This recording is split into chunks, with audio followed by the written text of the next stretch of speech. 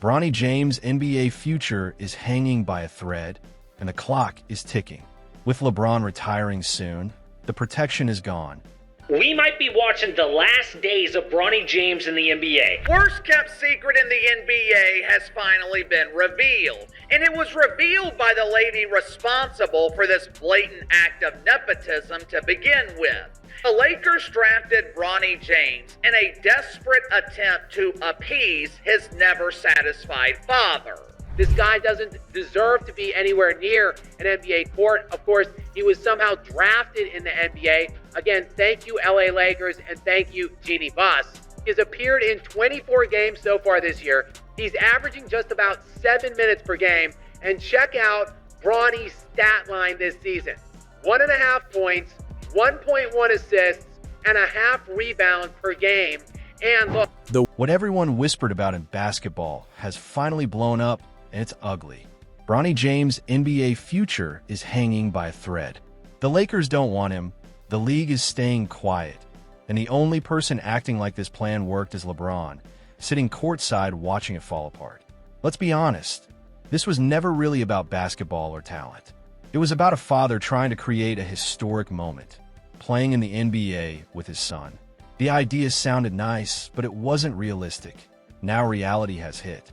Reports say Jeannie Buss and the Lakers are done going along with it. Bronny was drafted to keep LeBron happy in what many believed would be his final years in a Lakers jersey. The team gave him a 4-year, $5.5 million guaranteed contract and smiled for the cameras when father and son shared the court. But now, that whole experiment looks like it's falling apart. They did everything they were supposed to do. But here's the truth about nepotism in pro sports. It might get you in the building, get your name on a locker, and get you a jersey for team photos. It might even get you a ring if you're on the right team. But it can't make you a real basketball player. This season, Bronny James is averaging just 1.5 points per game. Think about that. In about 7 minutes of playing time per game across 24 appearances, he failed to score at all in 16 of those games.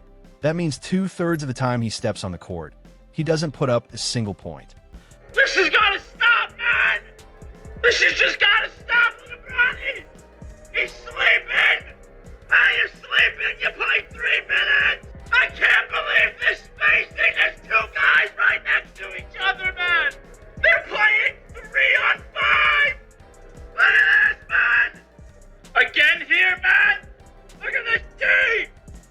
This D is haram, man! You have to have more defensive awareness than that, Bronny! Come on, man!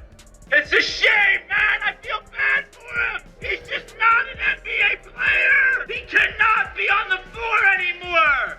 His shooting numbers are brutal. Just 32% from the field and 33% from 3. His advanced stats are so low, he doesn't even make most rankings. His value over replacement player is minus 0.1, and his box plus minus is a shocking minus 5.3. For context, some G League players put up better numbers while traveling between cities, but the stats only tell part of the story. The bigger problem is what's happening behind the scenes. According to ESPN, the Lakers expected gratitude from LeBron for drafting his unprepared son and giving him guaranteed money. They thought he'd appreciate their effort to let a 41-year-old superstar play with his kid. Instead, all they got were more demands and entitled behavior, with LeBron acting like the team owed him, when, in reality, it's been the other way around for years. who has worked with LeBron in his 23 years, at times feels like he's a headache. And those headaches are worth it times 10. The Lakers gave LeBron everything he wanted. Russell Westbrook? That experiment failed spectacularly, and LeBron distanced himself from it like he wasn't the one pushing for it. Anthony Davis? They mortgaged the future to get him. And now Bronny James, the ultimate favor, cost them a draft pick and a roster spot for someone who arguably doesn't belong in the league. What did the Lakers get in return? A father-son publicity stunt that lasted one game. A kid who can't crack the rotation even when injuries hit, and a locker room so tense that ESPN ran an entire investigative piece on it. The real casualty? Jordan Goodwin. Remember him? Probably not, because the Lakers waived him last summer to make room for Bronny. Goodwin is a real NBA contributor. Solid defense, energy, scoring. Now he's in Phoenix, averaging about 10 points per game over his last 10 games, playing solid defense and helping his team win. Meanwhile, Bronny sits at the end of the bench, a constant reminder of what happens when nepotism meets reality. Lakers head coach J.J. Redick reportedly refuses to play him. Even with LeBron sitting right there on the bench, Coach Redick knows what everyone else knows.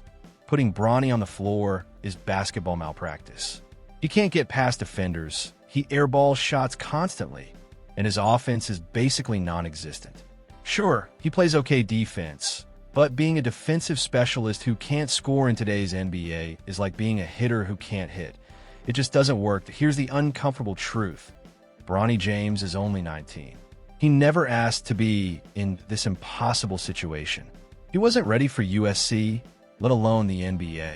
But when your dad is LeBron, and the chance comes to make generational money and spend time with him after years apart, what are you supposed to do? Bronny chose the money and the moment. He chose 2 years with his father over developing his game in college. He chose financial security over long-term career growth. And honestly, who could blame him? But that choice comes with consequences. Consequences that are playing out in front of millions, with every missed shot and every DNP on the stat sheet. The thing about nepotism, it can only get you so far. Nepotism will get your foot in the door, but it doesn't guarantee that your feet will be on the court. This is the harsh reality Bronny James is facing. His dad got him into the league and secured a guaranteed contract, but no one can make him an NBA-level player. That part had to come from Bronny himself, and it hasn't happened. The recent All-Star voting only highlighted how absurd this situation is. Bronny got over 62,000 fan votes to appear in the All-Star game. 62,000 people saw his stats: 1.5 points per game, 32% shooting, lots of DNPs, and still thought he deserved it. Even more shocking, 2 anonymous NBA players actually voted for him to start. Were they trolling? LeBron and Bronny voting for themselves? Dylan Brooks having fun? We'll probably never know. But the fact that it happened shows how Bronny is seen around the league. A joke, a punchline, a warning about what happens when legacy and ego outweigh real basketball performance. In the NBA, you have to pretend that Bronny's an NBA player, because otherwise you'll upset the king. And remember, he is a 6'2" guard that's a non-point guard. I've never seen that existing in the current NBA. And go back 20 years. He is 1 for 16 in the NBA from the floor, 0 for 7 on threes. He's not an NBA player. He was not a great high school player. He was a good high school player. He wasn't a good college player. He was a college player. And he's not an NBA player. And he may be a great kid. I'm sure he is. LeBron's a nice guy. I've met him. Can we stop pretending on... And the saddest part? This is all coming to an end soon. LeBron is likely playing his final NBA season. When he retires, whether this summer or next, the protection Bronny has enjoyed disappears. The Lakers will have no reason to keep him, and no other team is likely to sign him for basketball reasons. WY Summer 2026, maybe sooner, Bronny James' NBA career could be over. He'll have his guaranteed money, a bunch of DNPs, and a basketball reference page that stands as one of the clearest examples of nepotism in league history. Rich Paul can go on podcasts and deflect all he wants, saying, "Who cares about the criticism?" or demanding LeBron be appreciated, but the reality won't change.